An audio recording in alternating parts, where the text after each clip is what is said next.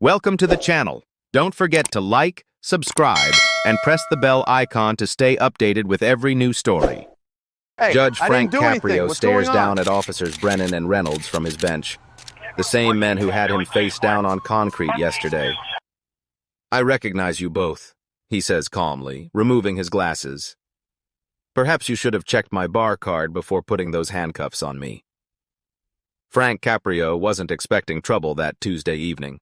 At 45, the respected Philadelphia judge had spent the day at Jefferson Hospital beside his mother recovering from heart surgery. The doctors had been cautiously optimistic, but the procedure had taken longer than expected, leaving Frank emotionally drained after nearly 12 hours of waiting and worrying. He dressed casually, jeans, sneakers, and a navy hoodie, abandoning his usual tailored suits for comfort during the long hospital vigil. The casual clothes felt foreign against his skin after years of professional attire, but his mother's comfort had mattered more than his appearance. She'd looked so small and fragile in that hospital bed, hooked up to monitors that beeped constantly, reminding him of her mortality. His BMW needed gas, so Frank pulled into the SoCo station off Roosevelt Boulevard in the predominantly white suburb of Abington Township. He'd heard about a series of convenience store robberies in the area over the past month, but thought nothing of it as he inserted his credit card at pump number 3. The bright fluorescent lights cast harsh shadows across the nearly empty lot as Frank began pumping gas at 11 p.m., his mind still preoccupied with his mother's condition and the doctor's cautious prognosis about her recovery timeline. That's when he first noticed the police cruiser slowly circling the perimeter of the station like a shark sensing blood in the water. Officers Thomas Brennan and Kyle Reynolds had been partners for nearly 3 years, both white men in their early 30s with crew cuts and perpetually stern, expressions they'd built reputations for aggressive policing and the highest arrest numbers in their precinct. Their superior officers praised their proactive approach, though several community complaints had been filed against them in the past year alone. All had been dismissed after internal review, with the officers receiving nothing more than verbal counseling about community relations. The department had been under pressure from the mayor's office to show results in the robbery investigations, and both men knew their quarterly performance reviews were approaching. Success meant better assignments and faster promotions. Failure could mean less desirable shifts and departmental scrutiny. "Check him out," Brennan nudged Reynolds. "Matches the description from the Wawa robbery last week." "Black male, medium build, hood up," Reynolds squinted. "Could be our guy." The vague description could have fit thousands of Philadelphia men, but that didn't trouble either officer. They blocked Frank's BMW with their patrol car. "Good evening, officers," Frank said evenly, replacing the gas pump. "Is there a problem?" "We've had reports of suspicious activity." Brennan stepped forward authoritatively. "Mind telling us what you're doing here?" "Just getting gas on my way home from the hospital. My mother had surgery." "Let me see some ID," Brennan demanded, ignoring Frank's explanation. Frank maintained eye contact. "May I ask why?" "I'm simply getting gas." "You match the description of a robbery suspect." "ID now." "What exactly is this description beyond black male?" This visibly irritated both officers. Reynolds stepped closer. "Sir, we need you to comply immediately."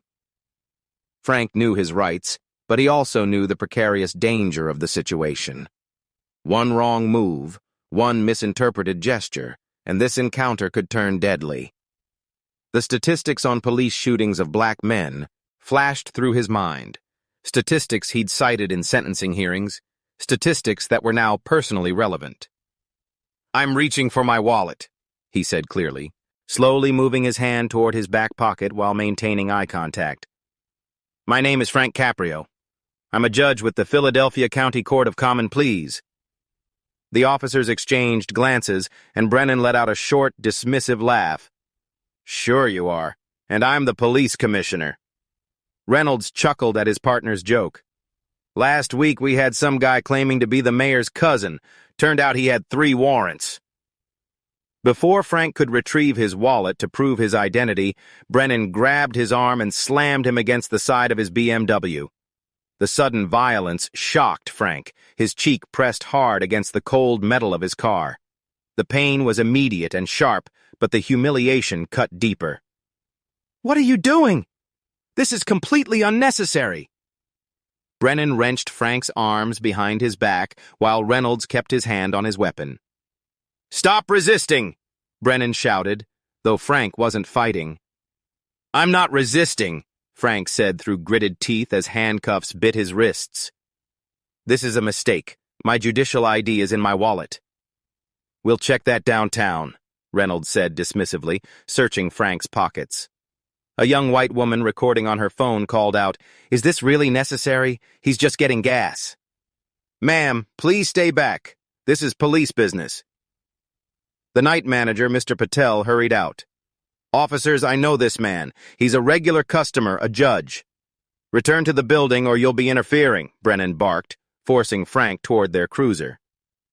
Frank caught Patel's eye. "Please call Diane Chen at the courthouse. Tell her what's happening."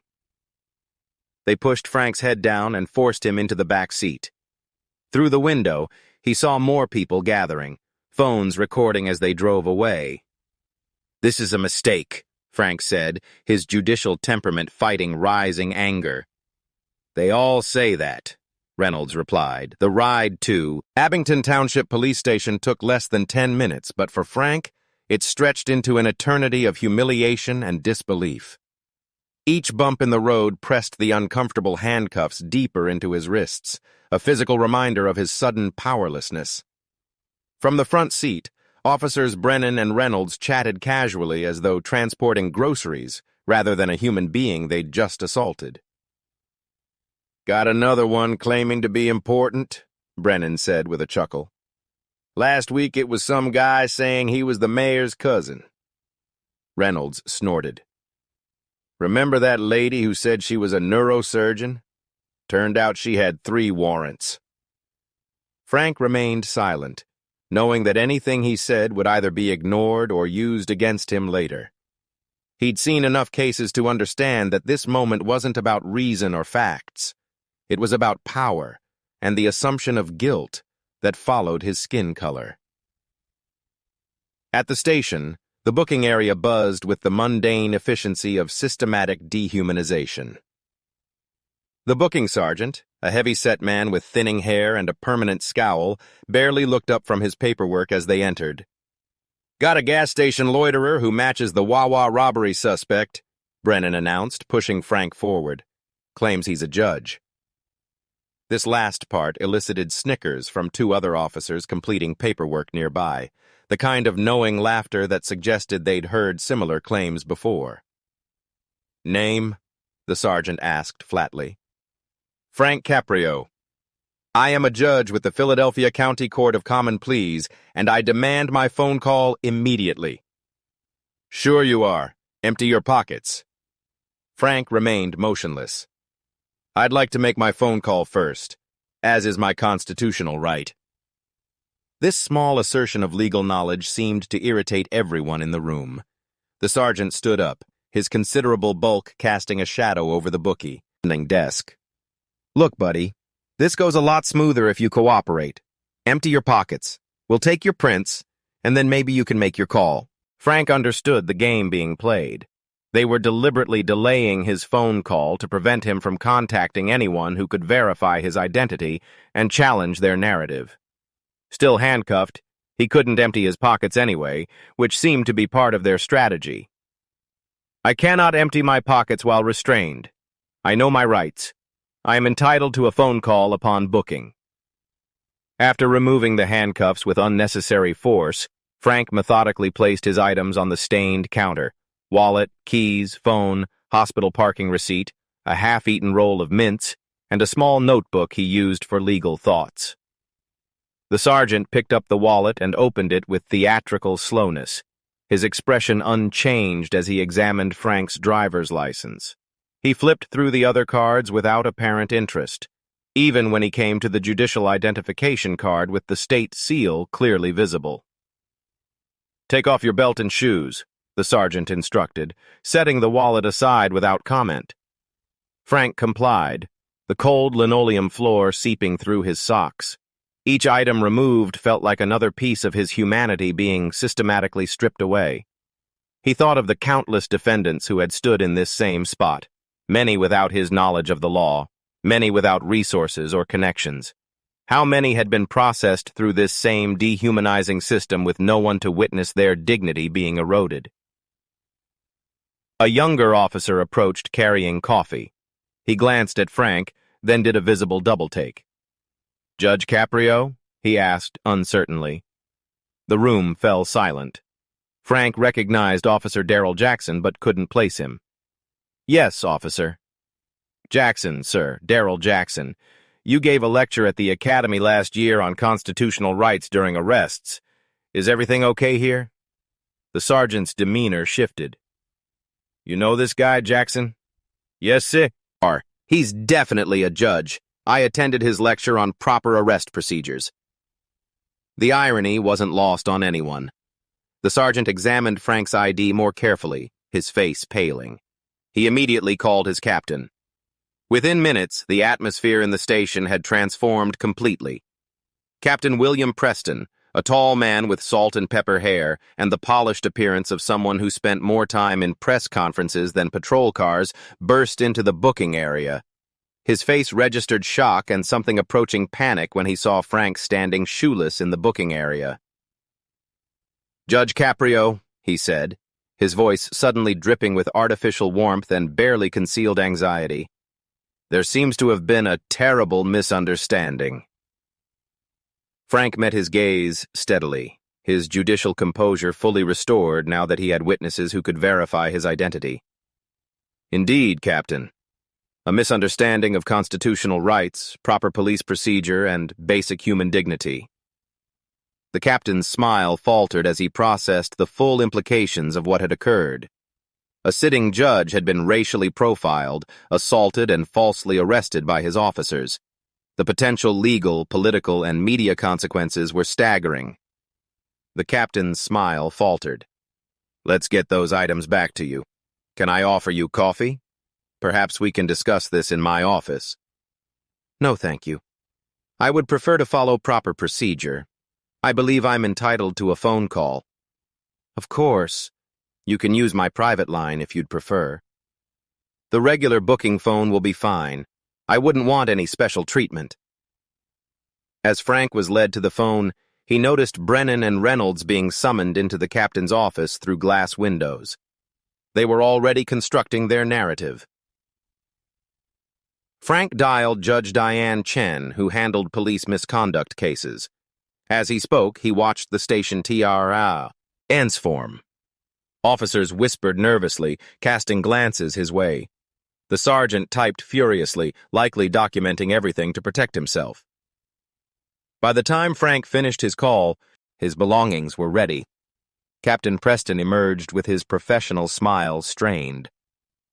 "Judge Caprio, I want to personally apologize for this unfortunate incident. Officers Brennan and Reynolds were responding to robberies in the area." Frank accepted his belongings, but not the excuse. "Vigilance doesn't justify constitutional violations, Captain. Matching a description requires more specific characteristics than simply blackmail. In the heat of the moment, officers must make split-second decisions. And those decisions have consequences. I'll be declining to sign any statement. I expect a full report filed unaltered." Officer Jackson approached. "Sir, your car is still at the Sonoco station. I'd be happy to give you a ride back." Frank nodded, grateful for the young officer's integrity. As they prepared to leave, Frank's phone buzzed with notifications. The gas station video had already uploaded to social media and was spreading rapidly. By morning, everyone would know what happened to Judge Frank Caprio. Unknown to officers Brennan and Reynolds, their actions would have consequences they couldn't imagine. At home in his Chestnut Hill Colonial, Frank stood in the driveway watching Officer Jackson's patrol car disappear around the corner. The irony wasn't lost on him, being escorted home by the same police department that had just violated his constitutional rights. The neighborhood was quiet at this late hour. most houses dark except for the warm glow of porch lights and the occasional flicker of late-night television. Mrs. Abernathy from next door was walking her small terrier and did a poor job of hiding her surprise at seeing Frank's disheveled appearance at nearly midnight. He raised a hand in greeting, painfully aware of how this scene might appear to a suburban neighbor. A black man in casual clothes, looking unkempt in an affluent, predominantly white neighborhood. Would she be one of those neighbors who might call the police reporting a suspicious person? The thought made his stomach clench with fresh irony. His key turned smoothly in the lock, and Frank stepped into the warmth and familiarity of his home.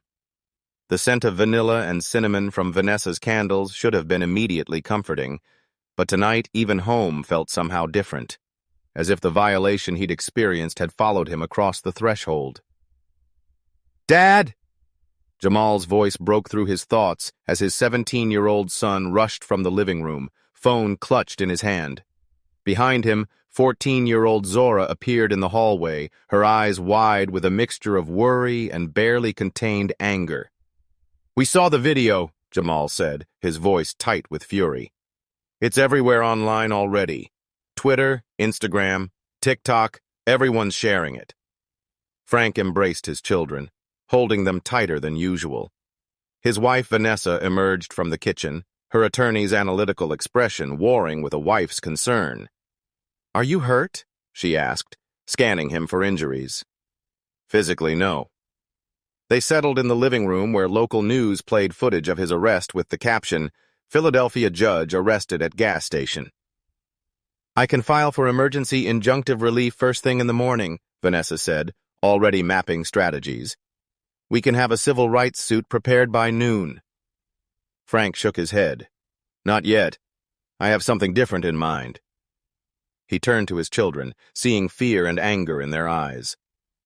"Do you remember the talk we had when you started driving?" Jamal nodded solemnly, reciting, "Keep your hands visible. Don't make sudden movements. Say yes, sir. No, sir. Ask permission before reaching for anything. Always get their badge numbers," Zora added quietly. Frank's chest tightened. "I followed all those rules tonight. I was respectful. I identified myself. I moved slowly. And it didn't matter. Because they didn't see you as a judge."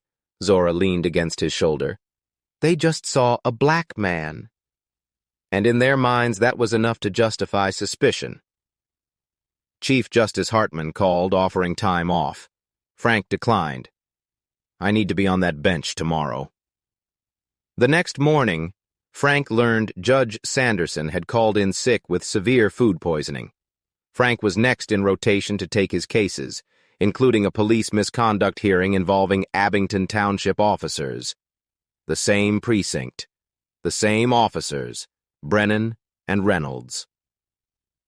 Frank reviewed the complaint filed by Antoine Johnson, a 24-year-old black man alleging excessive force and racial profiling during a traffic stop by the very officers who had arrested him. The internal affairs investigation had predictably cleared them despite witness statements supporting Johnson's account. Attached were personnel files showing a disturbing pattern. Brennan had 5 previous complaints, Reynolds had 7. All had been dismissed or marked unfounded by the department's internal review process. The pattern was clear to anyone willing to see it. Systematic protection of officers whose behavior consistently violated citizens' constitutional rights. When court convened, the courtroom was packed beyond normal capacity. Antoine Johnson sat nervously at one table with his overworked public defender. At the opposing table, officers Brennan and Reynolds conferred with their police union attorney, their backs to the entrance, unaware of the bombshell about to explode their world. "All rise," the bailiff's voice rang out with particular gravity. "The Court of Common Pleas for Philadelphia County is now in session, the Honorable Judge Frank Caprio presiding." As Frank ascended to the bench, he watched recognition dawn on the officers' faces like a slow-motion catastrophe. Brennan froze mid-sentence, his mouth hanging open slightly. Reynolds visibly paled, his eyes darting frantically between Frank and his attorney in obvious panic. The union lawyer, Maxwell Gordon, looked confused by his client's sudden distress until he connected the judge's name with the previous night's viral video footage. When realization hit, his professional composure cracked noticeably. "Good morning," Frank said steadily. "We are here in the matter of Johnson versus Abington Township Police Department." He paused, allowing the extraordinary circumstance to settle. "Before we proceed, I should acknowledge that I recognize Officers Brennan and Reynolds from a personal encounter last night, which some may have seen reported in the media." The courtroom erupted in whispers. The union attorney shot to his feet.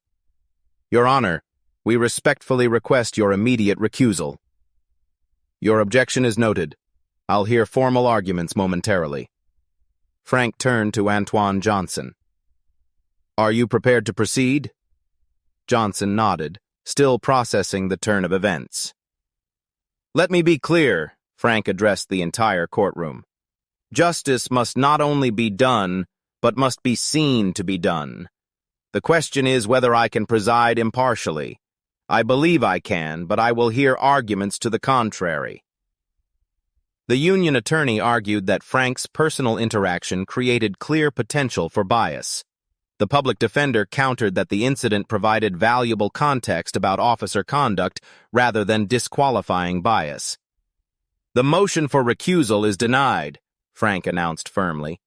"Justice is meant to be blind, but that blindness refers to impartiality, not ignorance. My experience provides relevant insight into policing practices that may bear directly on this case." He leaned forward slightly. "Throughout our judicial history, judges have not recused themselves merely because they possess knowledge relevant to the proceedings. By opposing Unsel's logic, a judge who had experienced discrimination should never hear a discrimination case. The testimony revealed a damning pattern. Johnson described being pulled over for a supposedly broken taillight that mechanics proved was functioning. The officers claimed he was belligerent, but body camera footage showed him being calm and compliant until the camera mysteriously malfunctioned during the arrest, a convenient technical failure that occurred just as Johnson was allegedly becoming aggressive. Previous complainants described nearly identical scenarios: vague reasons for stops, immediate escalation, excessive force, and false charges later dropped. The pattern was unmistakable to anyone willing to see it. Previous complainants described nearly identical scenarios: vague reasons for stops, immediate escalation, excessive force, and false charges later dropped. The gas station manager, Mr. Patel, provided security footage showing the officers discussing their need to meet quotas before Johnson's arrest. Officer Jackson testified about unofficial training that taught rookies to view certain behaviors as suspicious when observed in minority neighborhoods. He revealed that after Frank's arrest, Captain Preston had instructed dispatch to alter call logs to justify the stop. During a recess, Officer Reynolds requested a private conference. "I want to clarify some things," he said hesitantly. "The pressure and department culture is worse than I indicated. We're trained to use phrases like furtive movements and matched the description as code words that justify stops without specific reasonable suspicion." His testimony implicated the entire command structure.